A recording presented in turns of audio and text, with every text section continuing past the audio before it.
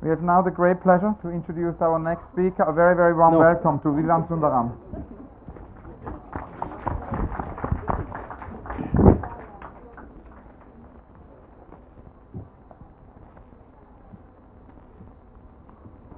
One step at a time. Hi, very I'm nice Ulrich. to see you. Hello. Good so nice to see you again. Lovely afternoon.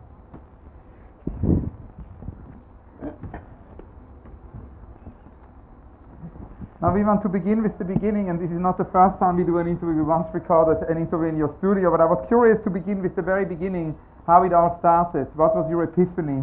How did you come to art, or how did art come to you? I answered somebody from Italy, and I said I was born with art.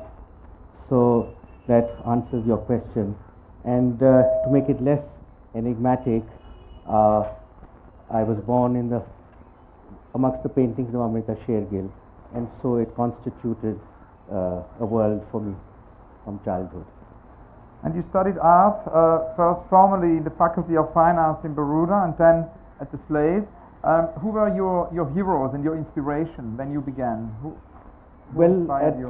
At the Slade there were great teachers like KHOJ Subramaniam, but there were also younger people like Jairam Patel and Himmat Shah, and who were doing a kind of avant-garde work, very powerful and violent, connected to some of the Italian artists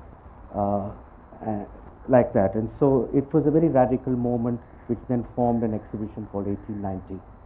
And can you tell us about this, about the 1890? Yeah, the moment. 1890 was the generation after what's called the progressive group, and they had a critique of what they called the Indian artists that went and got connected with what was euphemistically called the School of Paris, and they wanted to have something which was much more down to earth and connected, not in a nationalistic sense, but in the sense of some spirit with the land. There was a strong position of an aesthetics away from the view of the world as a window to that of the wall, and that was what the kind of basis of that was, and its chief ideologue was J. Swaminathan. And I was wondering about manifestos, because the historic avant-garde of the 20th century, there were many manifestos. In many of my interviews, we investigate neo-avant-garde of the 60s. We're doing this book with Rem Koolhaas about metabolism, revisiting the Japanese architecture avant-garde of the 60s.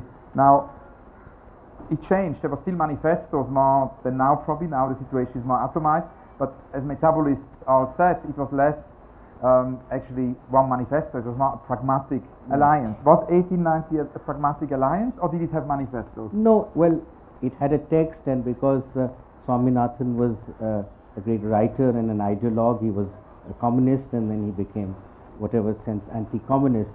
But it was just one exhibition, and there was an introduction written, and in one sense it just stated the program of that exhibition. It didn't propound to be a manifesto, and the very fact that it didn't last longer than that, it came to a full stop in a manner of speaking, although he continued it as his ambitious project in Bhopal, in that relationship between contemporary art and tribal art, which informed a great deal of discourse post what was called post-tantric period. I have one more question about the past before we then speak more about your new work. When I visited you in the studio, you talked about 1991 as another moment of epiphany. It's the moment you went beyond paintings, you went into installation, you went into more environments, video, film. Can you tell us what exactly happened in 1991? What was the 1991 epiphany? Well, it was already building up to the rise of the Hindutva and their final action of Babri Masjid, the violence that followed in Bombay. So at that level there were these enormous violent political changes taking place, but the other aspect of the change was India's entry into the capitalist highway, and that we were told that we will only grow and develop if we enter that. So you have the electronic media, you have enormous changes taking place, and I felt that the kind of long and very fine period of being connected to the land, of telling stories, whether they connected with Sienese painting, or there was a kind of figurative trans-avant-garde, as you know, in the 70s, but very much about us, about our people. And so there was, in a sense, again another exhibition called Place for People, which Geeta Kapoor wrote the catalogue, but it was not a manifesto. But interestingly, because it was connected with the art school in Baroda, the entire 80s actually produced a figurative narrative painting which brought forth a very radical group post us who critiqued our notion of figurative art, and they were kind of Maoist inclined, and that had a kind of run right through the 80s, and it continues in some manner of speaking. But 91 changes that picture, where I and Nalini Malani and Navjot, Romana, few of us start working with other media, with photography, installation, and video follows quite soon. Now, throughout the 90s, I went a lot to China, and also we did this exhibition with Wuhan Ru, Cities on the Move, and saw that actually, particularly in the Chinese context, these mutations of cities, which happened, incredible mutations of cities in the 90s, was picked up by many artists, poets, novelists, writers. And in your work, parallel to that, one can say, throughout the 90s and now, cities have played a big role. Can you tell us about that sort of theme of the city and sort of the city as a performative space? Yeah, I think, in a sense, I've often said that when we talk about cities in India, the prime city that is named city number one, financial capital, port city, that's Bombay. So an urban metropolis, in fact, created by the British, was Calcutta, and then Bombay. That Delhi was imperial power, Mughal, and colonial. And the sense of the metropolis, of the sense of the city that you're talking about, really, I mean, has only started emerging, as I say, from the 90s. And I've often, in fact, said that the city of the 21st century in India is going to be Delhi, because it's post-industrial, the way that it networks across a huge area called the National Capital Region, so that there are, in fact, economic forces, headquarters of multinationals and big Indian companies now are moving to Delhi. So Delhi is now expressing, and as the common information is, that more cars enter Delhi than all the cities put together in India. And can you tell us how this whole investigation of the city entered your work? Because when we visited the studio, there was a whole city, one can say, in your studio. There was this whole investigation also of trash. It led to bigger and bigger installations, I suppose. It led also to your work going into the public sphere. I was thinking, as I said, I am a product of Lutyens Delhi, but I started thinking, what is this change about? And I don't really have the means to be able to represent this. And I've been interested in working with people in other disciplines, in courts, a kind of collaboration. And so I proposed an exhibition called New Delhi, Room with Bed, in which I approached an architect, Romi Khosla, the Raqs Media Collective, Ram Rahman, two young artists, as well as a social activist group that organizes waste pickers. And in a sense, I created rooms for them in dialogue with what material they gave me. So I named, in fact, New Delhi, I find in the popular press now, it's being used a lot. And then subsequently, through my contact with Bharti Chaturvedi, who organizes waste pickers, I started attending many meetings. And it was also the period when the violence against people who live in illegal places, where their lives and their structures are so fragile that they are being constantly attacked and broken. And I thought that let me, as a town planner, think of using garbage, because there was also what we have something called the master plan, and I was attending many meetings of activists and architects discussing this. But of course, very little of that gets into that. The building mafia and politicians still determine how the city should be. And I thought that if there is a whole area in a city which is vulnerable, fragile, which is unstable, which is open to this kind of chaos, and on the other hand, you have the gated cities, you have these kind of the new middle class cutting themselves off from reality. That let me get, in a sense, to the core, in a sense, the building base of what the majority of people construct their homes. And I thought, let me start with the fragment, with the unit of trash. And so I can have hundreds of toothbrushes or bags, etc. And so 20 Chinese have huge studios in which they construct sets and make photographs. And I think I'm one of the few, of course, that actually constructed a set to make a photographic project. So it was with that aspect of depth perspective as one position, and then the top angle aerial view, map view, plan view, which flattens everything out. And these are very large photographs, and that is actually what you saw. I also, because I introduced the digital into photography using old family photographs, and so from the same material of this city, I started digitally manipulating them. And that leads us also to the question of public art, because obviously you've had a lot of projects for public space, a lot of public art projects. In my conversation with artists in India, very often is brought up this point that there is an amazing energy in the market, but there is a sort of a lack of public art, a lack of support also of public art. Can you tell us about some of your public art projects? I'm curious in the ones which are realized, but I'm also very curious in the ones which are unrealized, maybe dreams or projects which have been too big to be realized, or sensor projects. Yeah, well, I believe that, I mean, there are some artists who do public manifestations, who whether they're performative in some way, but by and large, I believe public art does require institutional support. And as you know, the Goethe Institute, with collaborating with Pooja Sood, organized that very remarkable 48 degrees. And so it then gives you an opportunity to think about scale, something you wouldn't do. And so in continuation with my trash project, which also actually transformed that garbage into what I call color and beauty. And I thought that that was just hundreds of very different things. I love to work with chaos, I love to work with opposites. I thought, let me move to the other opposite, which in different ways in my installation I'm connected with the singular, with the minimal. And so I created a raft 10 feet by 50 feet with 10,000 water bottles. They're not here, that's the pink one, the Himalayan one. And we couldn't find a water body in Connaught Place because they said you're not allowed to do it. So I went into a garden, which was a dry garden, but I always had a plan to take this boat and take it down the river.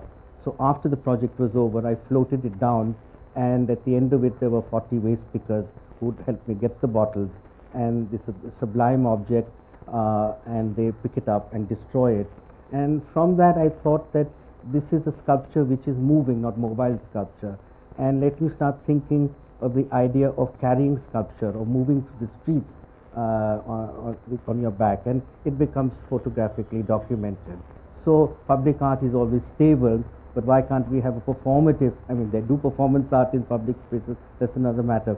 But to think of sculpture as what somebody carries, and in our part of the world, so many people are constantly carrying their loads and labor when you go into the marketplace. And so I started making these objects a bit like a tortoise having its shelter, or a snail. And from the word shelter, I thought, well, if I'm carrying something to object shelter, why can't it cover the body? And so it should have been made public, but I have, for the last 1.5 years, been making garments which are made of trash and of the found object. So they are sculptural garments, and I'm also treading, as I've been interested to cross over into other disciplines, into what is fashion. And so these garments will be worn by professional models, dancers, artists, and theatre people. So that's your most recent project? Well, it's an ongoing project, and also that interface, as you know, that the representation of what you do is connected with photography, and I've had photography as a kind of, for the last 20 years, as referring to a creative part of my development. And again, an experiment which can have its problems, but one of India's finest fashion photographers, Bharat Sikka, is very interested to collaborate with me, and so finally it will be a ramp show, a performance, and the photographs and the garments are represented as sculptural objects. Now the question of public art leads us also to the question of public institutions, and many artists told me this idea of a necessity of public museums in India, and I was wondering, somehow Cedric Price imagined the cultural institution of the 21st century to be a fun palace. I mean, there are many artists and architects kind of dreams of how museums could work, and Barty Kerr said yesterday, maybe it's a good question to ask all the artists, if you could be cultural minister, what would you change? And I was very curious, what would be your kind of public museum? How would you imagine a public museum or a public art center also for India for the 21st century, if you would consider? Well, I have an old friend, his name is Chris Durkin, and he's going to be director of the Tate Modern, and he's been very radical. But he gave a line and he said, you know, at one end of the spectrum, there are like your KHOJs, there are alternative spaces, there are little museums, they cater to a very intimate public that they know, and it's not alienated. But he said, if you're talking about public as really big public and you want them, I mean, he was selling his now new role as director, and he was giving statistics, and he said that we mustn't be afraid of this, and that there are many other kinds of elements. We think a museum is just a museum, but in fact he'd given an example when he was in the Boymans Museum, and in fact even statistics show in the Pompidou that possibly as many people go to the library as they go to the thing. So there's going to be a huge kind of space. So I'm just saying that obviously pedagogy and the visual and spectacle, you know, bring these diverse publics, and if you're maximizing it, then that's one potential. But I am not for that road, I'm just talking of that kind of example. But it's a very interesting point, because it leads us to this extraordinary archive you're presenting, which I saw yesterday here in an exhibition in Delhi, which is the archive of you and Gita Kapoor, which is actually archive of modern and contemporary Indian art, and you developed a display feature for this archive, yet at the same time it's very physical, at the same time one has also the digital dimension. And I was very curious, maybe towards the end of this interview, if we could talk about archives, because you have used archives throughout your work in very interesting ways. I mean, there is the retake of Amrita, the Shergill archive. So maybe we could end by talking about archives, about your earlier works on archives, the Amrita, the Shergill archive, and then the very new project, which is the project of you and Gita Kapoor. Yeah, well, this Place for People exhibition, as I said, had artists working across the kind of spectrum, from the personal, the private, the social, to the political. And in that period, I ventured to also say that I don't want to have, if I am a person who has a political position, agenda, but I won't want to deny the personal. And so the largest painting that I did was called the Shergill Family. And subsequently, when I moved to making work in different kinds of media, and I think that because I was invited to show in Budapest, I said that why do not I've used these photographs as a reference, which painters have done for 150 years to inform their painting, that why do I not take the material, the photographs, but I make photocopies of them all. So in a sense it's a fake archive. I make them in vitrines and boxes, etc., and represent it. And it was I was nervous to show it in Delhi first, but since it was successful there, and of course when it was shown here, I found that there is an audience which says, yes, why not the personal, and the personal can have meaning. And subsequently the converting those photographs, the analog photographs, which I suggested, you know, narratives within it, the relationship of father and daughter, that in the digital it allowed me to convert the family photograph into telling new stories, to repositioning what we think of past and present, what is the photograph real or not real, and that of course informs so much of the discourse around the day. And I've been amazed how universal this particular family photograph from a very fine woman curator in Shanghai. When I showed those works there, to across in Vancouver or wherever it is, a big center for Italian photography has bought 20 of them, and the curator came here. So it's how once the personal is repositioned with discourses which make you think about what are you looking at, what is history, what is memory, and so much of the archive is about that. And so I was surprised when I just said I'll call this exhibition 96, it was the Shergill Archive, and when Okuyan Wieser did his show at the International Center for Photography called Archive Fever, I was included in it and went and saw the show. So as you know, the archive is informed across the board, from personal, social, political, so much of art making practice. And I think now artists now in India also are opening their archives, and this show, because it got connected with an institution that is documenting the Asia Art Center, that all this material was being converted digitally, and so I could make a very physical, minimalist, an installation which actually denied access. And I'm interested in something of keeping the viewer away to think about what they're seeing rather than pulling it off the shelf.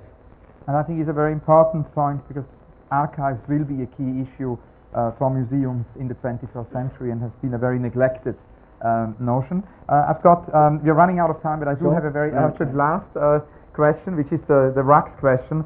Rax were wondering, actually, because of this idea of India as a rising power, there is a peculiar combination of innocence and arrogance that can threaten our sanity. What are the resources that we can use to maintain a critical sense, so that the footprint of this rising power is not a disastrous one? What would be your answer to that? Again, big question that Rax does ask, but I think that the notion of rising power at whatever level has to be countered, whether it is in small maneuvers. And I think that the idea of imaging yourself as an India, we had this very fine discussion between Anish Kapoor and Homi Bhabha just now, and constantly, are you Indian? And I have tried to, in a sense, negotiate or keep out of this imaging myself as an Indian, and that's very important to me. So I'm very interested in the materialness of things, and things which not necessarily are productive for gain, for power, but they are on the underside, and they also then generate. And because, as I said earlier on, millions of people still are using things which are not productive for giving them economic power, but they need that, and I think that's not going to go away as long as capitalism is there. That underbelly will remain, as Marx said. There could not be a more wonderful conclusion. Thank you so much, Vivan Sundaram. Thank you very much. Thank you. Thanks a lot. Bye. See you then. I'll send you images of my garments. Because email would be great. I will do that. Very curious to see. Thank you so much.